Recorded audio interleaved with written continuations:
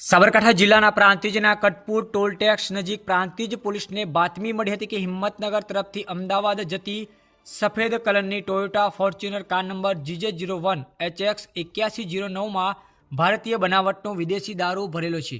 બાતમીના આધારે પોલીસે કટપુર ટોલ ટેક્સ પાસે નાકાબંધી ગોઠવી હતી। થોડા સમય બાદ શંકાસ્પદ ફોર્ચ્યુનર કાર આવતા તેને અટકાવી તપાસ હાથ ધરવામાં આવી હતી। તપાસ દરમિયાન કારમાંથી ભારતીય બનાવટનો વિદેશી દારૂ તથા બિયરની કુલ 1080 નંગ મળી આવ્યા હતા। પોલીસે કારમાંથી રૂપિયા 3,53,239ની કિંમતનો વિદેશી દારૂ અને બિયર રૂપિયા 15 લાખની કિંમતની ફોર્ચ્યુનર કાર તેમજ 2 મોબાઈલ ફોન મળી કુલ 18,60,239નો મુદ્દામાલ જપ્ત કર્યો હતો।